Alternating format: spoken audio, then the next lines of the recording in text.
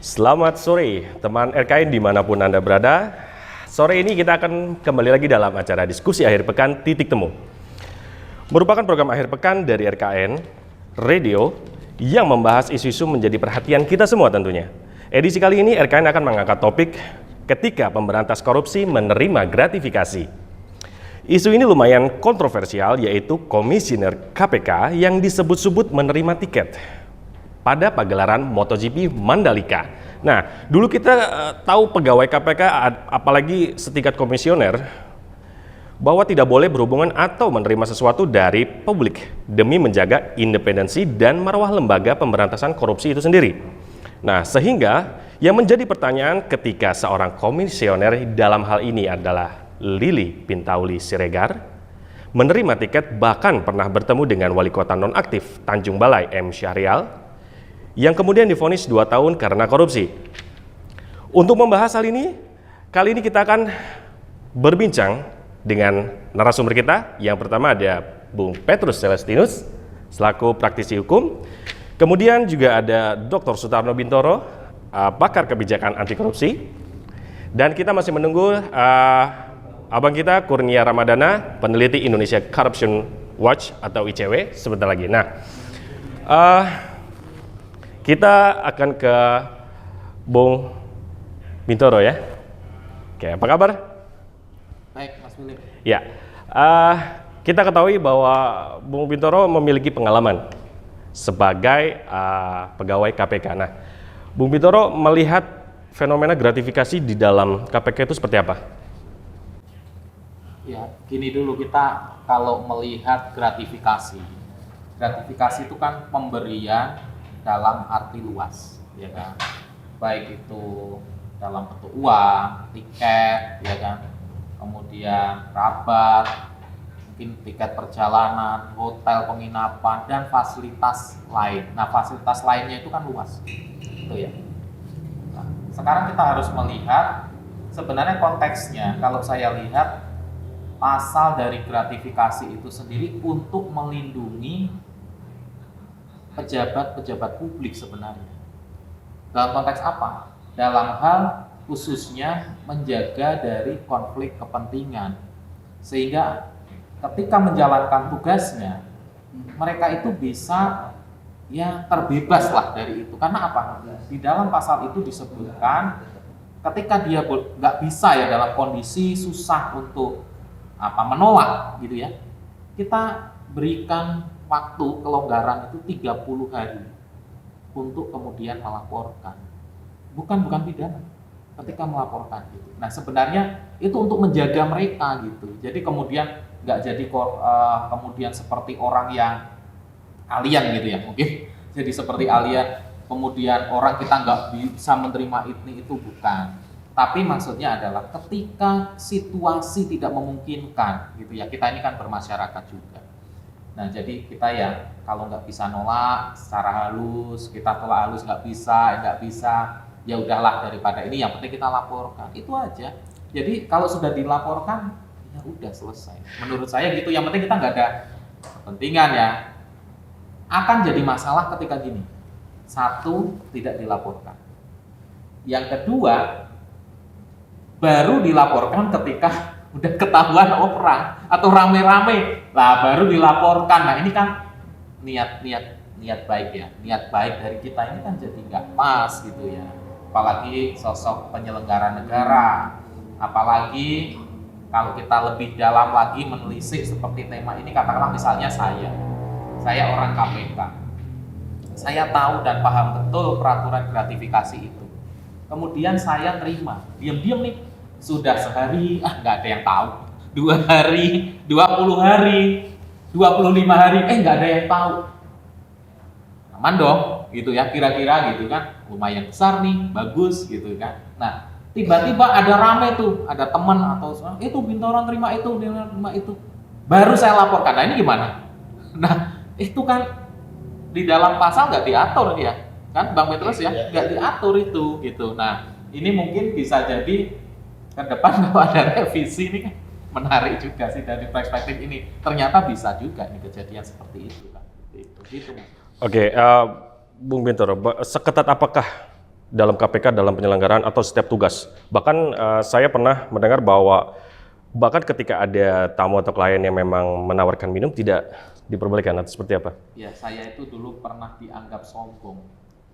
Dianggap sombong gitu. Kenapa? Ketika saya misalnya pergi ke suatu tempat, itu selalu membawa minum sendiri gitu. Selalu membawa minum sendiri. Kadang kita nggak mau terima minum itu. Bukan apa-apa, kadang kita juga selain memang kita harus menjaga independensi, profesionalisme kita dalam tugas, toh kita sudah diberikan ada SPPD kan, uang jalan, uang saku, ya kita jangan merepotkan lah. Intinya itu kita nggak mau merepotkan. Jadi menjalankan tugas itu jangan sampai merepotkan tuan rumah gitulah. Intinya seperti itu. Sebenarnya baik, tapi akhirnya jadi ada kabuk, ada kita ketimuran yang membuat orang akhirnya kok seperti ini sih, kita kayaknya kok nggak diminum. Nah itu kan agak repot, kita juga kadang serba salah kan, kita udah disajikan minuman atau apa. Nah kita kadang sebagai penegak hukum, kita kan bukan hanya sekedar minuman nih, kita nggak tahu ada misalnya dalam kutip misalnya ya, minuman itu ada sesuatu kan kita nggak ngerti nih, ya kan nggak ada yang berani menjamin kan. Nah dari situlah kita itu lebih hati-hati, lebih waspada. Yang penting gini kalau bagi saya, yang penting adalah kita selalu sopan santun, menjaga tata krama, sehingga dan menjelaskan dengan baik sehingga orang itu tidak tersinggung. Jadi selama ini ya baik-baik saja. Dan kalau kode etik KPK bagaimana sih, ketat enggak? Sangat ketat, sangat ketat. Nah, saya bersyukur gitu ya bisa menjaga itu gitu ya, sampai ya kita udahlah sebagai alumni pensiun dini dari KPK udah selesai. Kita itu menjaga dengan hal-hal yang baik gitu. Jadi jangan sampailah kita ini kemudian membuat hal-hal yang tercela gitu. Nah, ketat sekali, bahkan nggak ada ampun lah. Dulu kita ada namanya kan pengawas internal. Lalu sekarang sudah berubah ya, sekarang undang-undang baru udah jadi ASN, sekarang namanya inspektorat. Kemudian ada dewas gitu. Tapi harapan saya sih tentunya nggak berubah ya, nggak bergeser. Karena kode etiknya juga ya masih sama-sama juga, itu 11-12, tinggal implementasinya bagaimana. Nah disinilah menurut saya persepsi publik terkait KPK, ya khususnya revisi undang-undang itu, kita harus menunjukkan pimpinan KPK, dewas, ya pegawai KPK harus menunjukkan bahwa dengan undang-undang yang baru sekalipun, hasil revisi sekalipun, harus tetap bisa menjaga marwah lembaga. Harus tetap, oh ini loh, KPK ini tetap, meskipun diubah-ubah, dikuyo-kuyo katakanlah gitu ya, tetap harus sama. Jadi tetap aja ini sama, dan saya yakin kok teman-teman di sana tetap bisa menjaga marwah itu. Nah disinilah eksistensi dewas itu diuji. Ya kan, dalam hal ini dewas itu diuji, inspektorat diuji. Kalau dulu kan pengawas internal. Kalau pengawas internal sudah sifatnya kepimpinan, harus membentuk namanya dewan etik, ya kayak gitu. Nah jadinya orang-orang yang dianggap, katakanlah kalau dulu ada almarhum Buya, kita undang sebagai dewan etik dan lain-lain sebagainya lah. Untuk misalnya dulu kan ada beberapa pimpinan juga yang seperti itu kan, melanggar itu. Nah mereka akhirnya bisa sebenarnya gini loh, konsep dari kode etik itu sebenarnya melindungi pegawai, melindungi insan KPK, dan juga melindungi lembaga itu. Bukan kemudian memperlemah. Jadi kalau kita menegakkan kode etik, sebenarnya kita itu sedang menegakkan ataupun sedang berjuang memberantas korupsi itu sendiri. Tapi kalau nggak ditegakkan, ya akhirnya lemah, marwah KPK, nama baik KPK yang akhirnya dipertaruhkan. Oke, Bung Pintoro. Jadi sebegitu ketatnya kode etik bahkan melindungi para pegawai KPK itu sendiri. Nah, sekarang kita sudah berada dengan Bung Petrus juga, Bung. Tadi sudah mendengar sedikit pengalaman dari Bung Bintoro mengenai kode etik, dan kita saat ini juga telah mengetahui dari publik bahwa Komisioner KPK dalam hal ini Ibu Lili Pintauli tahun 2021 sudah di sidang kode etik atas pelanggaran berhubungan dengan salah satu yang tersangkut di KPK. Nah, kali ini diduga beliau menerima gratifikasi berupa tiket nonton MotoGP Mandalika dan akomodasi hotel. Nah, Bung Petrus melihat dari aspek hukumnya seperti apa?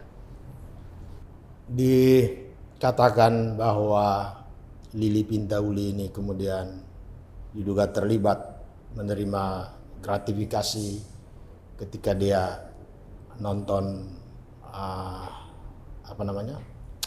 MotoGP Mandalika. MotoGP Mandalika kemarin.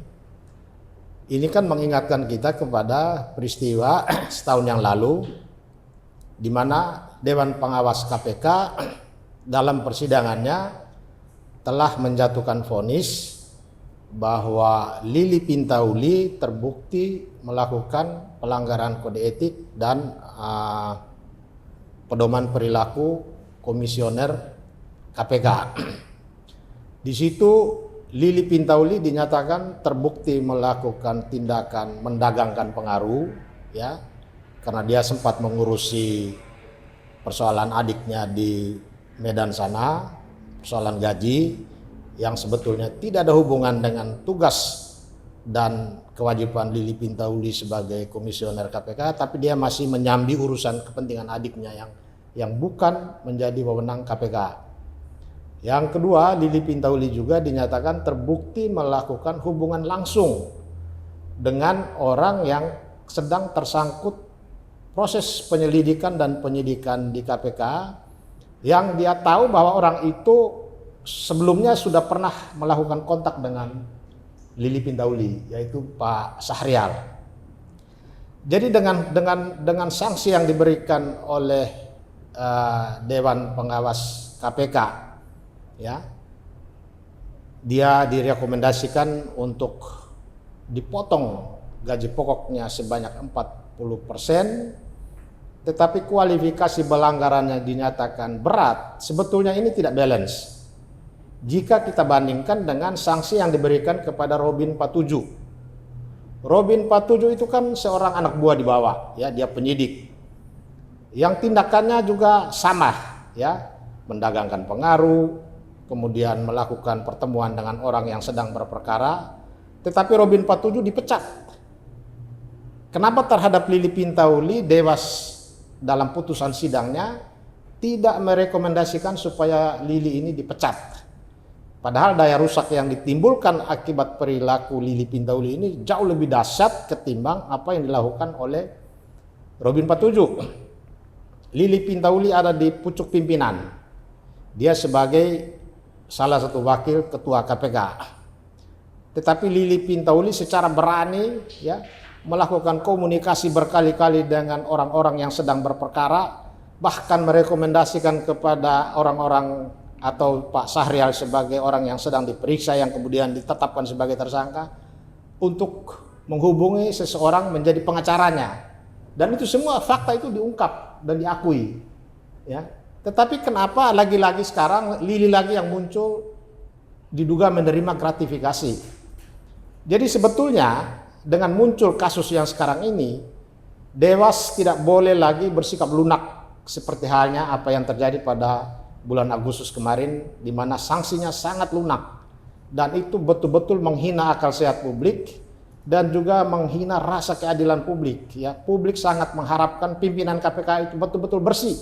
Karena mereka sudah diberi gaji yang cukup tinggi, ya. Di pundak mereka diharapkan pemberantasan korupsi ini berhasil. Tetapi sekarang bagaimana mereka sendiri yang melakukan korupsi? Mereka sendiri yang membangun KKN di dalam lingkaran KPK, ya. Kenapa kita katakan membangun KKN? Karena mereka melakukan hubungan dengan orang yang sedang berperkara atau yang perkaranya sedang ditangani oleh KPK, dan seperti tidak ada larangan. Larangan itu tegas, baik dilarang oleh undang-undang, juga dilarang di dalam peraturan KPK, bahkan kode etik pun itu dilarang. Jadi ini sebetulnya saya curiga Lili ini barang jangan-jangan titipan kekuatan koruptor yang ada di luar, ya. Ini titipan. Sehingga rekam jejak Lili ketika dia masih di lembaga perlindungan saksi dan korban, rekam jejak dia ini harus diselidiki juga. Karena ini orang ternyata karakternya busuk. Dia harusnya masuk kategori perbuatan tercela, ya. Tetapi kok lolos, ya. Diberi sanksi hanya potong gaji, dan gaji itu pun gaji pokok. Itu kan tidak ada apa-apanya. Ini yang kita lihat ada kekuatan yang bekerja keras untuk memperlemah KPK, dan mungkin ujung-ujungnya KPK ini pun tidak lama lagi dibubarkan.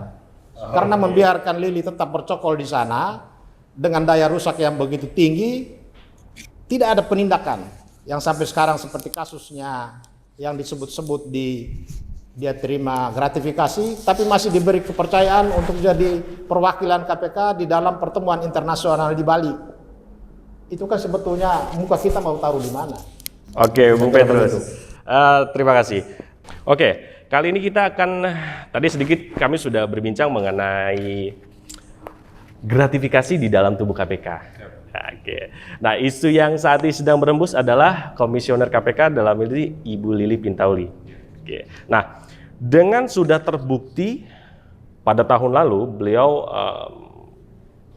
mengalami kode etik berat, pelanggaran kode etik berat, lalu dijatuhi hukuman potongan gaji 40% selama 12 bulan.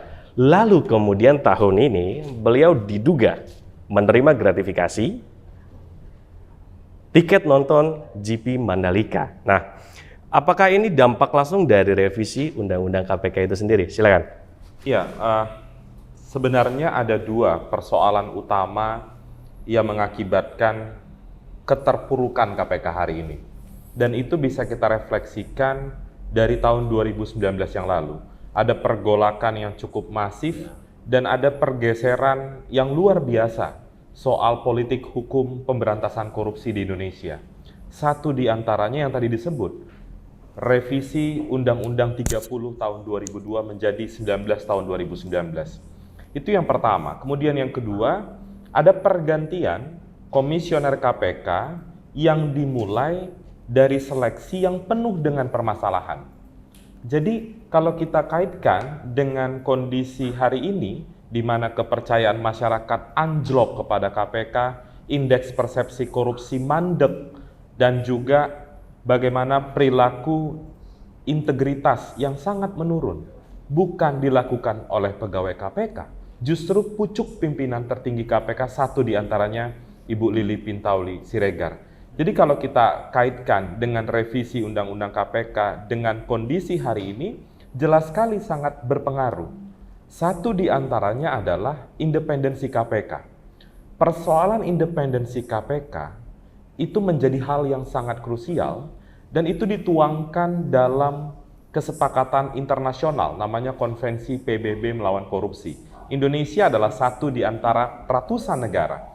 Kala itu kita declare, kita sepakat, kita akan membangun lembaga anti korupsi yang independen. Ada banyak putusan Mahkamah Konstitusi yang menegaskan independensi KPK. Tapi di tahun 2019, independensi itu dikooptasi oleh lembaga eksekutif, sehingga bunyi pasal 3 itu yang selama ini menjadi jantung utama KPK telah berubah. Selain dari itu ada kehadiran Dewan Pengawas. Tadi saya mau kaitkan Dewan Pengawas dengan pertanyaan tadi ya. Bagaimana kalau kita cek peraturan Dewan Pengawas KPK itu sangat tumpul ke atas, tapi tajam ke bawah. Jadi di peraturan Dewas nomor 2 tahun 2020 itu dituangkan, kalau pegawai KPK itu sanksi berat bisa diberhentikan, tapi pimpinan atau Dewan Pengawas sekedar merekomendasikan agar mengundurkan diri. Ini menarik kalau kita kaitkan dengan kasus Bu Lili hari ini, yang kita tahu yang bersangkutan malah pelesiran ke Bali, padahal ada persidangan kode etik. Jadi kalau nanti Ibu Lili disangsi berat misalnya, terbukti gratifikasi dan suapnya, kemudian Dewas merekomendasikan Ibu Lili harus mundur dari pimpinan KPK. Pertanyaan lebih lanjutnya adalah, kalau Ibu Lili nggak mau gimana? Itu tidak diatur dalam peraturan Dewan Pengawas, tidak diatur dalam Undang-Undang KPK. Tapi ada yang menarik dari perubahan Undang-Undang KPK. Syarat pemberhentian pimpinan KPK di dalam Undang-Undang KPK baru disebutkan satu klausula menarik, yaitu terbukti melakukan perbuatan tercela. Maka dari itu, ICW merekomendasikan kepada Dewan Pengawas, kalau nanti Bu Lili terbukti melanggar kode etik, dan Ibu Lili tidak mau berhenti, Dewas harus mengirimkan surat kepada Presiden. dan melampirkan putusan etik sebagai bukti bahwa saudari Lili telah melakukan perbuatan tercela agar Presiden mengeluarkan keputusan Presiden pemberhentian pimpinan KPK. Itu yang saya rasa menjadi menarik kita lihat setidak-tidaknya 2-3 pekan ke depan selama proses sidang kode etik. Demikian, Mas. Oke, baik Mas Kurnia. Nah, kita kembali ke Bung Bintoro. Bung, di dalam mekanisme KPK itu seperti apa? Karena kemarin KPK sudah memberikan rekomendasi orang untuk bisa hadir dalam acara G20 di Bali, tapi Dewas juga sudah membuat schedule acara sidang kode etik tepat di tanggal yang sama saat Ibu Lili menghadiri acara G20. Apakah ini tidak ada koordinasi di dalam tubuh itu sehingga bisa tidak hadir dalam sidang kode etik tersebut? Iya, kalau menurut saya kita harus bisa melihat dari sisi urgensinya, ya kan? Kita itu mau melihat sebenarnya ini satu sisi. Tadi saya sebutkan bahwa sebenarnya penegakan kode etik itu adalah penguatan kepada KPK itu sendiri, pemberantasan korupsi itu sendiri. Nah, di sisi lain kita melihat ada tugas, salah satunya adalah tugas pemberantasan korupsi. Mungkin dalam hal ini pencegahan, ataupun kita jadi keynote speaker, ataupun jadi apalah yang barangkali disampaikan kemarin kalau tidak salah oleh juru bicara KPK disebutkan bahwa itu sudah rencana lama. Nah, semua itu menurut saya kembali lagi ke komitmen kita. Saya nggak bisa menyalahkan kan, tapi komitmennya tuh seperti apa sih? Kalau kita lihat misalnya, KPK kan bukan hanya satu orang, ya kan? Komisioner ada 5. Selain itu di bawahnya juga banyak pejabat kan, ada sekjen, ada deputi dan lain sebagainya. Nah, barangkali tugas yang diberikan kepada Ibu Lili adalah tugas yang tidak tergantikan, yang tidak bisa tergantikan. Barangkali seperti itu, kan itu salah satu pertimbangannya, kita nggak ngerti ya. Tapi yang jelas itu juga barangkali sudah disampaikan ke Dewas. Nah, kalau memang seperti itu, kan Dewas punya waktu berapa?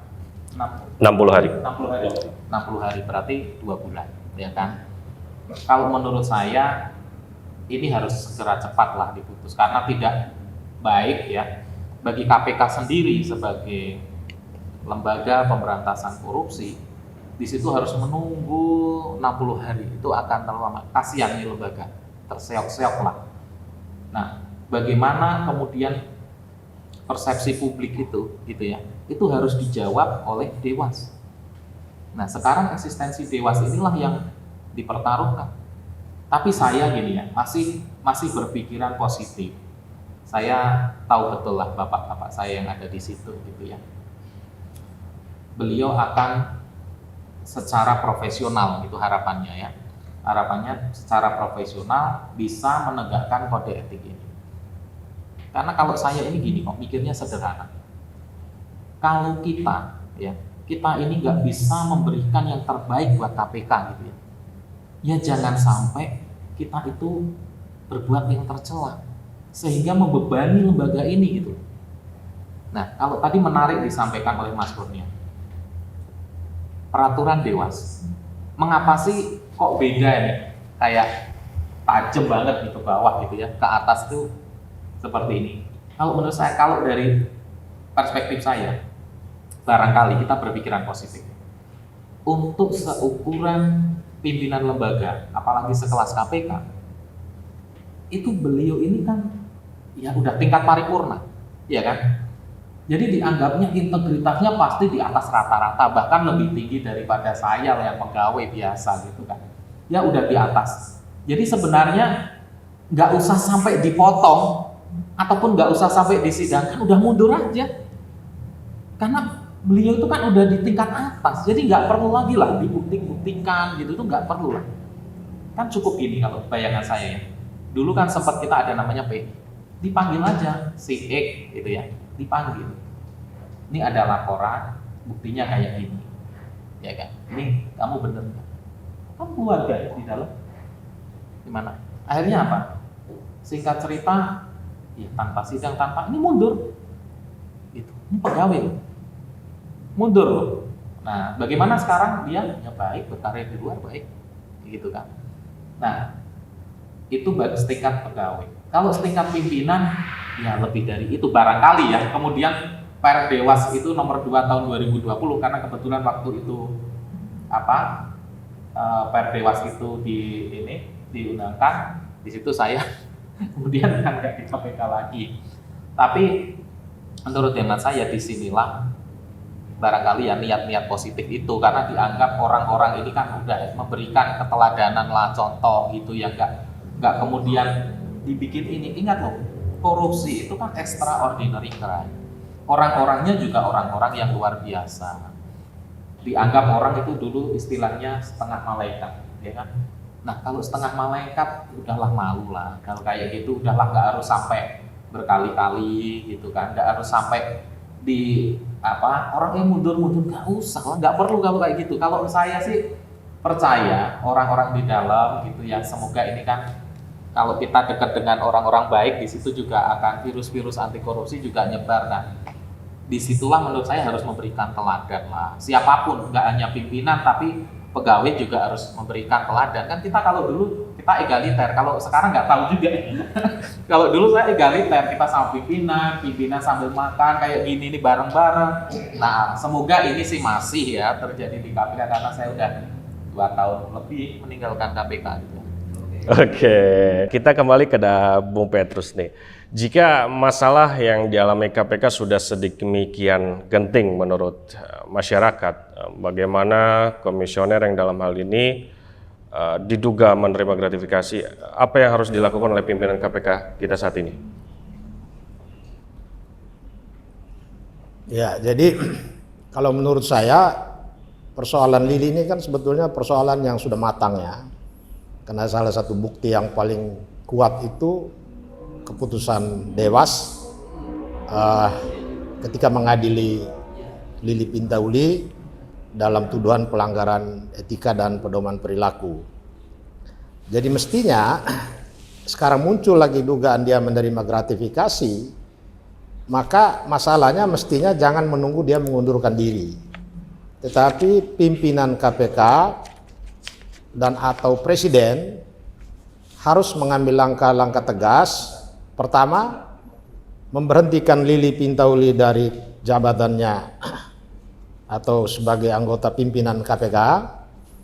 Kemudian memproses pelanggaran terhadap pasal 36, yaitu larangan untuk bertemu dengan orang yang sedang perkaranya ditangani oleh KPK, dan juga ancaman pidananya sebagaimana diatur di dalam pasal 65, 66 Undang-Undang tentang Komisi Pemberantasan Korupsi. Yang itu yang harus dikejar.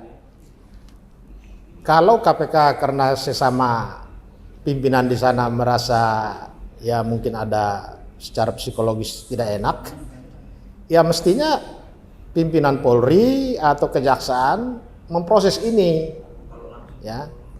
Jika kita lihat dari misalnya dulu Susno Duaji, itu Mabes Polri memproses dia ya, karena kasus dugaan tindak pidana korupsi dan lain-lain. Tetapi kenapa dalam kasus Lili Pintauli KPK sekarang kok tidak berani? Apakah itu dosa kolektif? Itu juga harus diselidiki. Apakah Lili Pintauli ini sengaja dipasang untuk melakukan hal-hal begitu untuk mencari uang?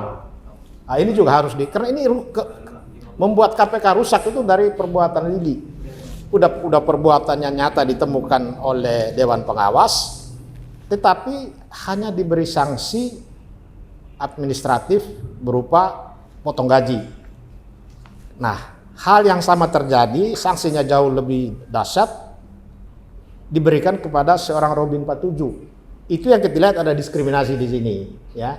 Lili Pintauli yang kesalahannya itu dia dari awal ya, dia ketemu Rizal ini disebut sebagai kebetulan, tapi menurut saya tidak kebetulan, itu dirancang ya. Pertemuan Lili dengan M. Rizal di pesawat ya, kemudian tegur-teguran, kenalan, terus turun dari pesawat di bandara, selfie lagi. Itu kan bukan, kalau saya pimpinan KPK saya nggak mau ya. Mungkin kita say hello boleh, tapi sampai selfie itu untuk apa?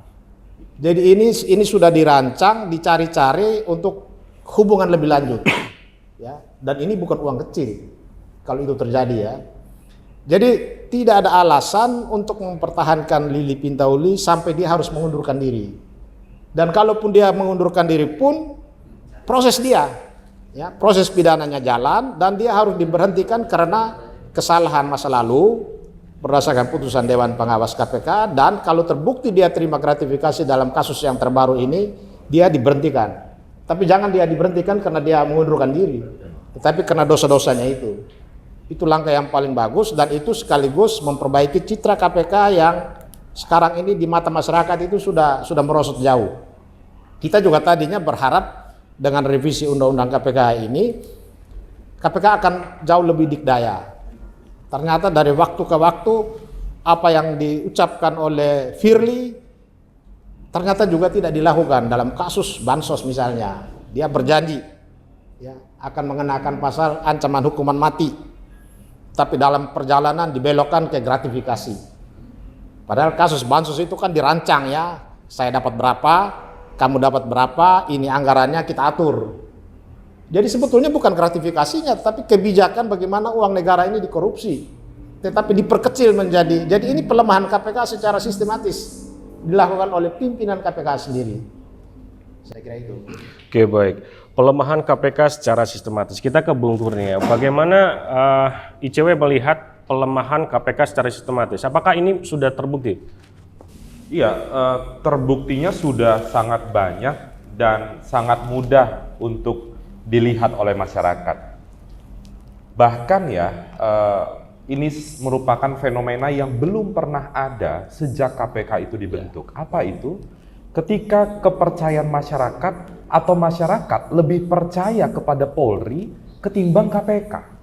Selama ini KPK itu praktis 3 besar tingkat kepercayaan publik sebelum tahun 2019. Tapi setelah tahun 2019 anjlok. Nah, itu sebenarnya yang menjadi bukti konkret ada pelemahan KPK. Kenapa masyarakat bisa tidak percaya dengan KPK hari ini? Tadi sudah kita bahas soal revisi dan pimpinan KPK. Bahkan kalau kita tarik mundur 3 tahun ke belakang, sudah jelang 4 kali pimpinan KPK melanggar kode etik. Jadi sebenarnya kalau Bu Lili nanti terbukti melanggar kode etik, Bu Lili itu berhasil mengikuti atasannya, yaitu Pak Firly, karena Pak Firly 2 kali melanggar kode etik ya.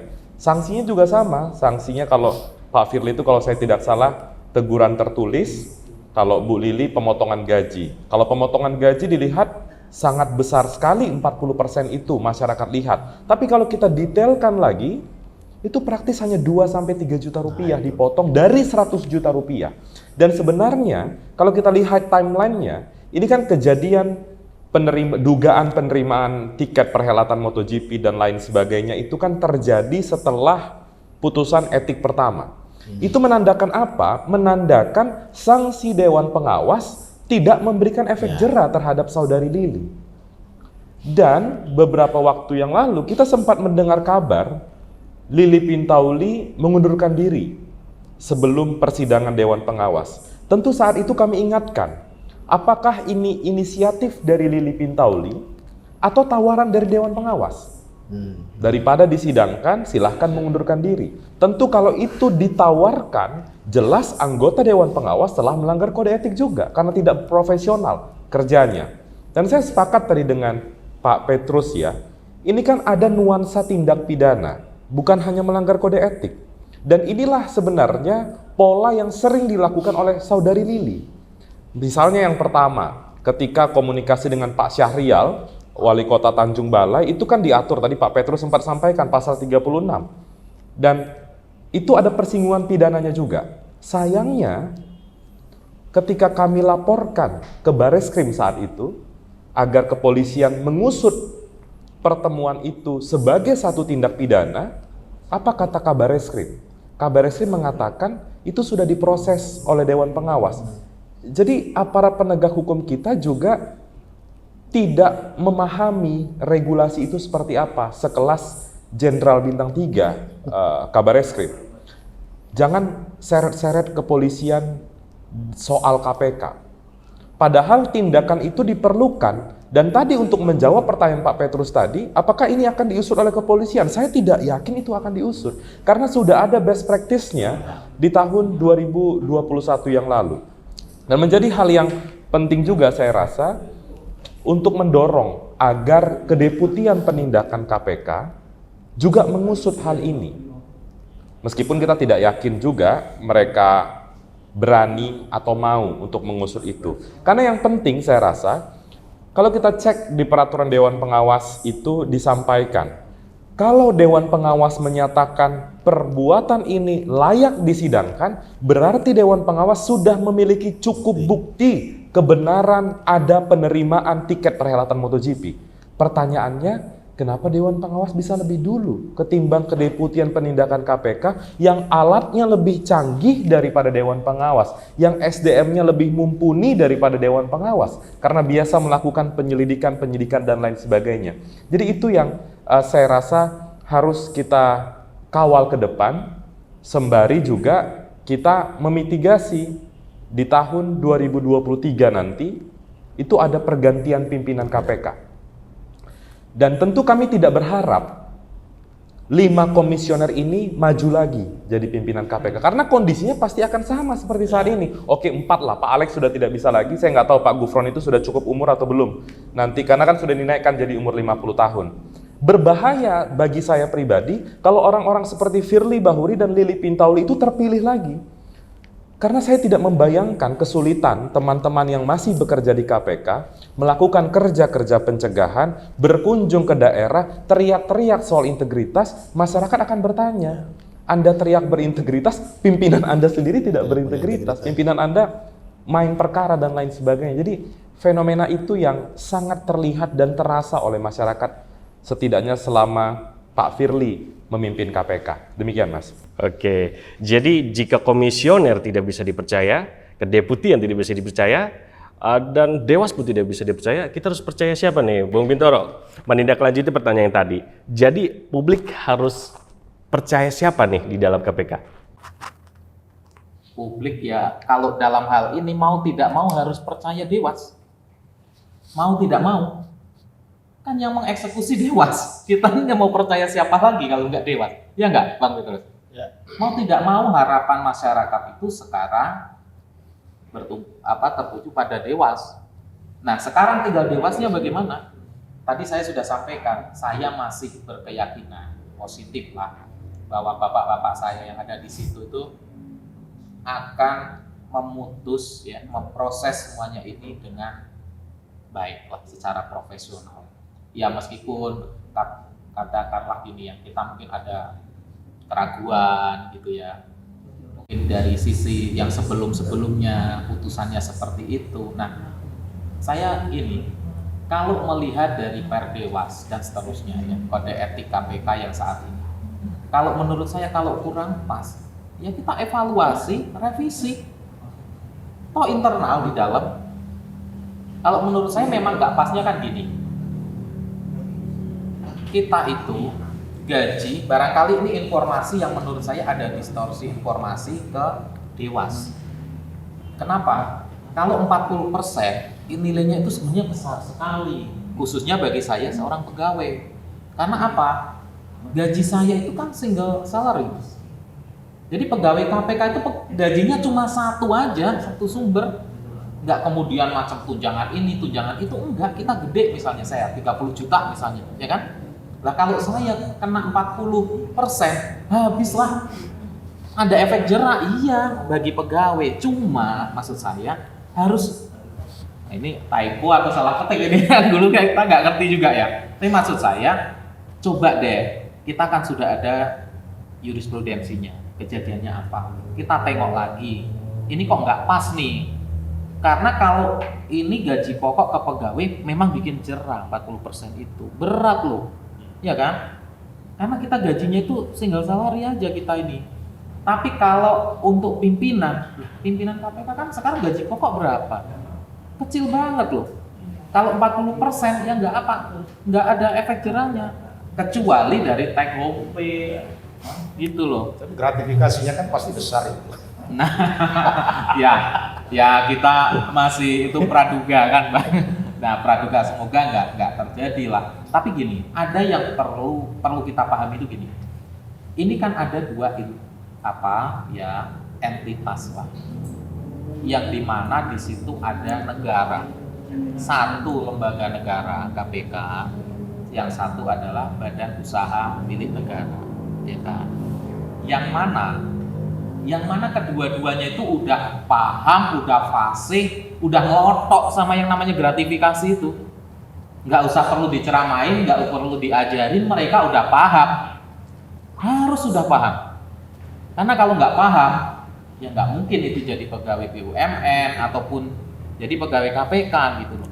Beda cerita kalau yang ngasih itu swasta, ya nggak?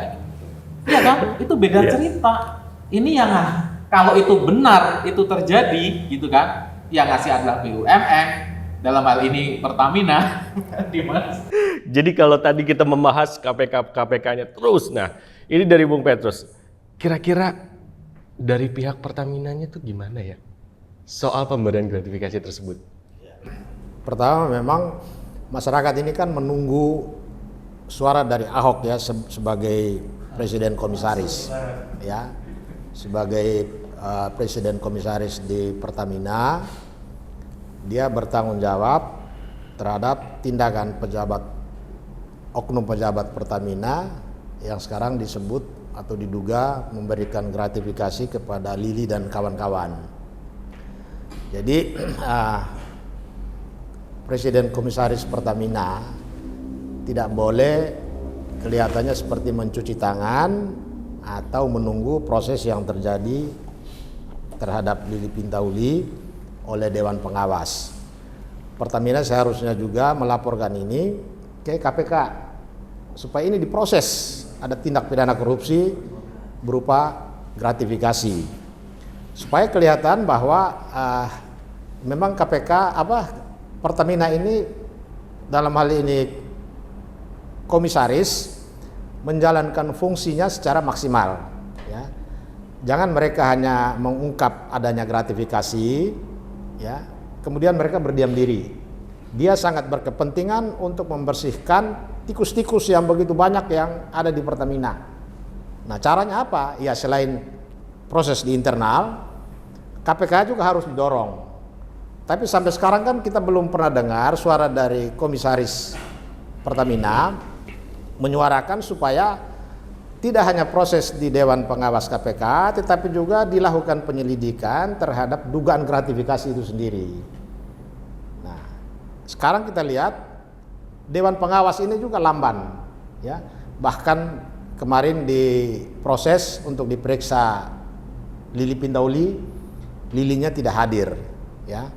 Ini juga di mata mungkin buat Lili itu Dewas ini tidak punya apa-apanya, ya. Harga atau wibawa Dewan Pengawas di mata Lili itu mungkin sudah nol. Ya, buktinya dia diabaikan. Padahal ini persoalan penting menyangkut kredibilitas KPK sendiri. Jadi kalau Dewan Pengawasnya begitu-begitu saja, menurut saya juga sekarang waktunya Dewan Pengawas itu dievaluasi. Kalau perlu ganti total, ya. Cari orang-orang yang masih segar, yang betul-betul dalam dirinya sendiri itu independen, supaya dalam melakukan fungsi pengawasan terhadap pimpinan dan seluruh pegawai KPK itu tidak ada beban. Kalau kita lihat postur berapa orang pengawas di KPK itu atau di Dewas itu kan rata-rata mantan pejabat, ya, karena mungkin mereka juga punya dosa masa lalu, sehingga dalam melakukan tindakan seperti ini mereka juga ya antar timbul dan tenggelam, ya. Jangan-jangan saya juga diteriakin orang. Jadi lebih baik menurut saya itu di Dewan Pengawas itu harus ambil dari orang-orang yang tidak punya beban masa lalu, ya. Kalau perlu dari kalangan LSM. Karena pimpinan KPK itu kan rata-rata juga ya apalagi sekarang dipimpin oleh Polri, ya. Sementara kita tahu karakter di kepolisian kita seluruh Indonesia juga korupsinya sangat tinggi. Kenapa dipercayakan lembaga ini dipimpin oleh seorang jenderal polisi?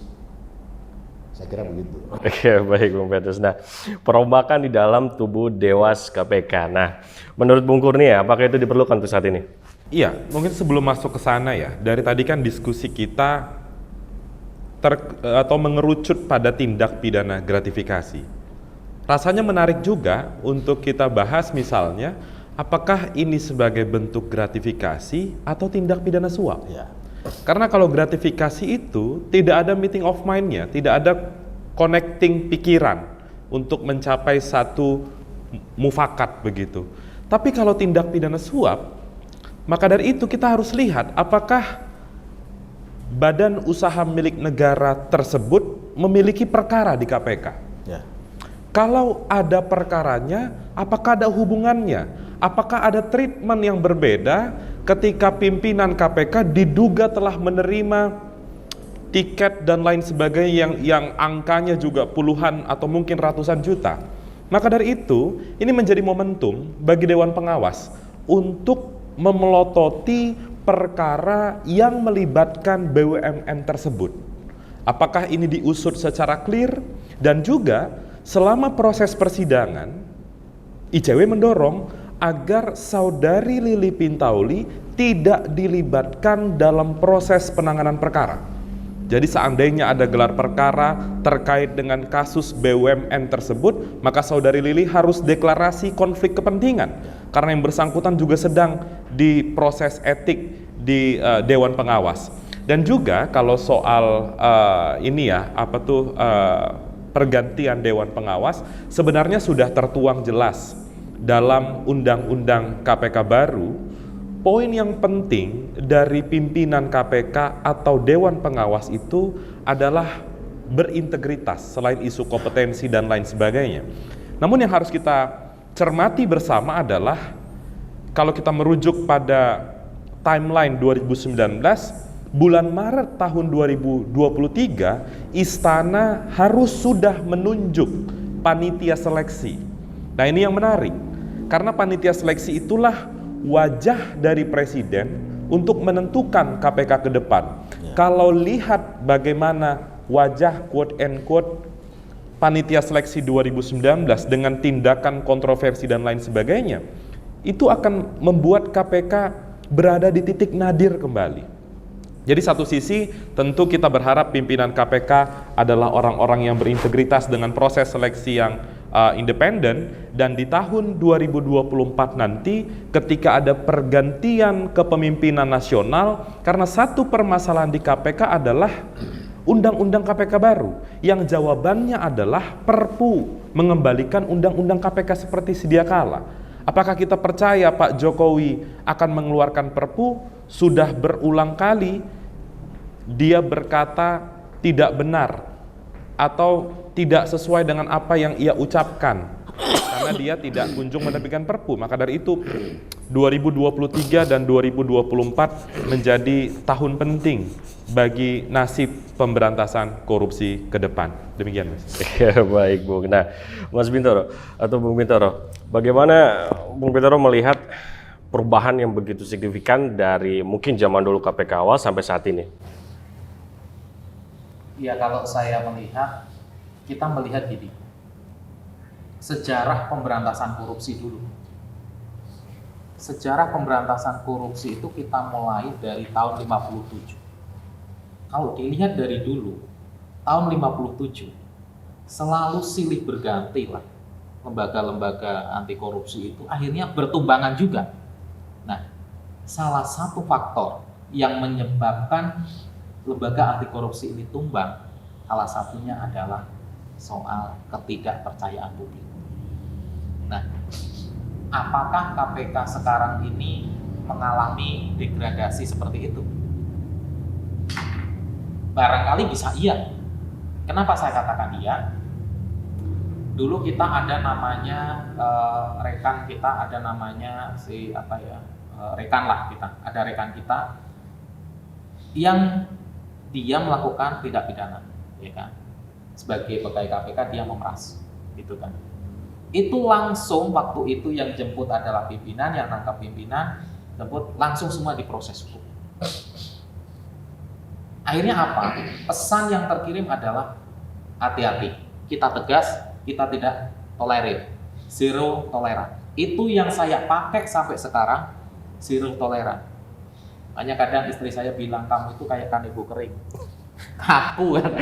Nah, tapi maksud saya gini, sebenarnya kita enak kok kalau kita itu semuanya declare. Dulu saya pernah dapat sprint, surat perintah dari pimpinan, untuk menyelidiki seseorang namanya X, katakanlah gitu.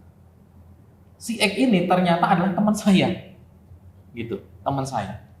Saya langsung declare, saya nggak mau, gitu ya, untuk melindungi saya, profesionalisme, independen. Saya katakan, saya bikin kronologis bagaimana saya ketemu dia, saya bertemu dia, berkawan sampai sekarang ini. Gitu. Nah, saya supaya apa? Semuanya berjalan secara independen.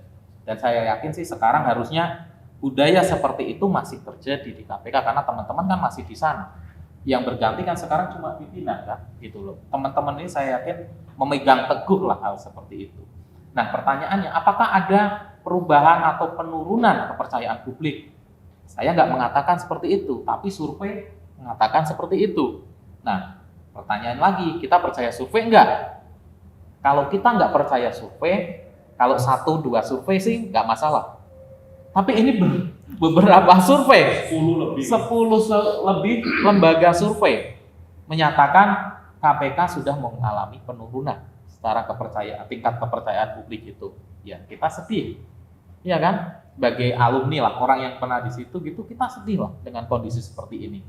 Ditambah lagi fakta-fakta yang ada, misalnya ada pegawai melanggar etik, ada pegawai yang disidangkan karena melakukan tindak pidana, ditambah lagi kok ya ada pejabat pimpinan yang harusnya memberikan teladan tapi kok ya seperti itu gitu loh. Nah, ini tentu saja ya saya akhirnya nggak ragu dengan seperti Oke, Bung Bintoro. Nah, ketika pemberantasan korupsi menerima gratifikasi, kita sudah sampai di segmen terakhir nih. Tidak panjang lebar, langsung saja Bung Kurnia, closing statement. Iya, beberapa hari yang lalu kita mendengar pernyataan dari Dewan Pengawas, majelis yang menyidangkan sidang kode etik Saudari Lili adalah seluruh anggota Dewan Pengawas KPK. Sangat glorifikasi sekali statement itu. Tentu kita tidak berharap pekan depan dan berapa puluh hari saat proses persidangan berlangsung, putusannya justru lebih rendah dari putusan tahun sebelumnya. Kami mendorong agar Dewan Pengawas tadi putusannya harus sanksi berat dan merekomendasikan agar Saudari Lili hengkang menanggalkan jabatannya sebagai pimpinan KPK. Dan kalau terbukti, tentu secara kasat mata tidak usah kita membaca undang-undang KPK, tidak usah kita membaca undang-undang Tipikor, orang seperti Lili itu adalah orang yang tidak pantas berada di KPK kalau nanti terbukti persidangan kode etik. Dan hal itu semestinya menjadi pengingat Dewan Pengawas, karena yang selama ini suka luput dari Dewan Pengawas, di Undang-Undang KPK ditegaskan bahwa Dewan Pengawas itu 1 di antara 4 atau 5 tugasnya adalah mengevaluasi kinerja KPK, penindakan, pencegahan, monitoring, dan lain sebagainya. Itu yang tidak pernah terlihat.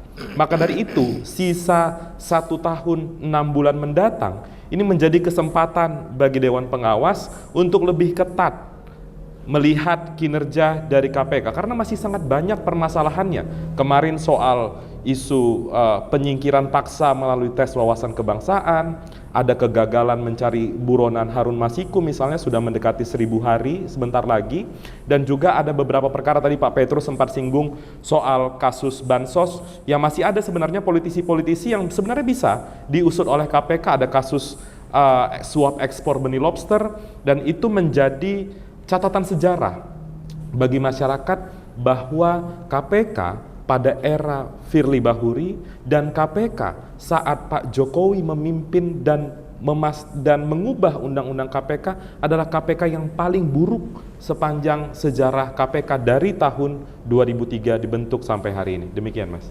Iya, oke, Bung Bintoro, silakan. Ya, kalau saya, karena saya pernah di dalam dan saat ini pun ya masih ke bawah-bawah kan, bahwa Bintoro itu orang KPK gitu kan. Nah, pertama buat pimpinan, buat bapak-bapak saya, kemudian teman-teman yang ada masih di KPK, pertama jagalah integritas itu. Itu adalah amanah bukan hanya dari negara ya, tapi dari seluruh rakyat Indonesia. Jangan pernah disia-siakan gitu ya. Jangan ambil kesempatan, karena jabatan, namanya jabatan itu sekejap. Jangan cari kesempatan lah. Cukupkan dirimu dengan gajimu. Gitu. cukupkan. Jadi jangan mengikuti keinginan, tapi ya kita sesuai kebutuhan saja, dicukupkan dengan apa yang ada. Nggak usah tergiur, nggak usah ya silau dengan apa yang ini, tetap aja amanah. Saya yakin teman-teman, saudara-saudara saya di sana di KPK tetap akan menjalankan itu. Dan saya harap juga pada Dewan Pengawas bisa bekerja secara profesional. Ini adalah tantangan ya bagi Bapak Ibu di Dewan Pengawas, tentunya untuk memberikan jawaban gitu ya.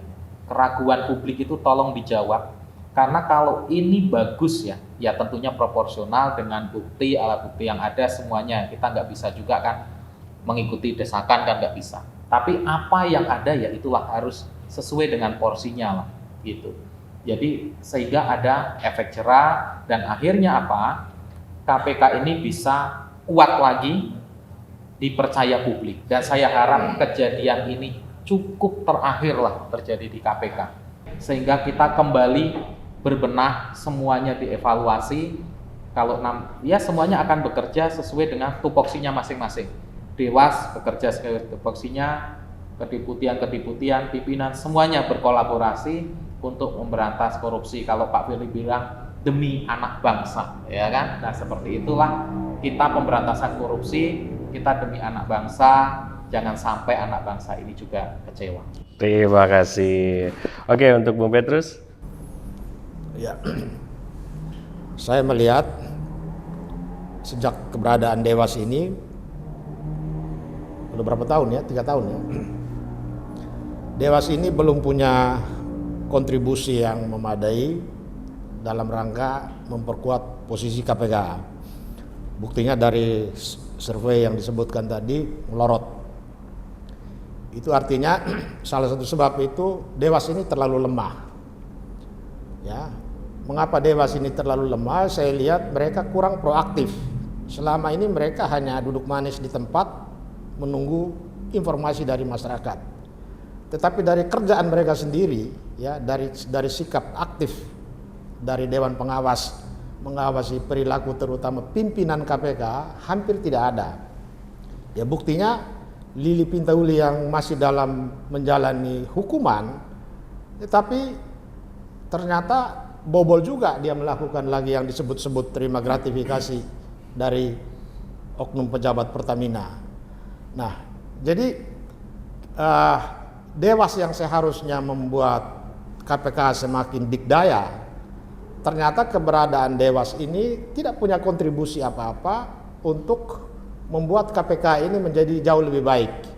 Ya, setelah undang-undang direvisi, ya penasihat KPK hilang, kemudian muncul Dewas KPK, tetapi KPK di mata masyarakat mengalami penurunan yang sangat tinggi dari tingkat kepercayaan. Jadi dengan sisa waktu yang ada ini, kita berharap Dewan Pengawas perbaiki kinerjanya, tuntaskan kasus Lili Pintauli, kemudian masih ada hutang yaitu Lili belum disentuh tindak pidana berdasarkan pertemuan dia dengan Syahrial yang dalam kasus yang mereka sudah divonis. Itu kita masih tetap menganggap itu hutang Dewas yang belum dituntaskan. Kemudian Dewas juga dalam kasus yang baru-baru ini menyangkut Lili Pintauli itu harus dikejar, ya. Jangan menunggu 60 hari. Kalau perlu dalam 2-3 minggu ini tuntas. Ya. Supaya kepercayaan publik terhadap KPK tinggi lagi dan kasus-kasus yang masih merupakan tunggakan KPK yang selama ini disorot, misalnya kasus bansos, kasus yang menyangkut terpidana Edi Prabowo, ya itu juga mirip-mirip, itu harus dituntaskan karena itu sudah dijanjikan oleh pimpinan KPK dan katanya sudah dalam proses penyelidikan. Tapi ini sudah hampir 2 tahun tidak ada informasi apapun. Jangan-jangan ini pun ditutup-tutupi dan hilang begitu saja. Jadi ini menjadi tugas Dewas supaya meminta pertanggungjawaban pimpinan KPK bagaimana dengan kasus-kasus itu. Oke, baik. Jadi sangat menarik diskusi kita kali ini, cuman yang memang harus memisahkan kita adalah waktu. Terima kasih Mas Kurnia, Bung Bintoro dan Bung Petrus. Satu yang paling harus kita pertahankan adalah kembalinya KPK menjadi badan yang kuat untuk memberantas korupsi yang ada di Indonesia. Dan diskusi titik temu ini terselenggara berkat Edi Koko selaku produser dan saya Philip pamit.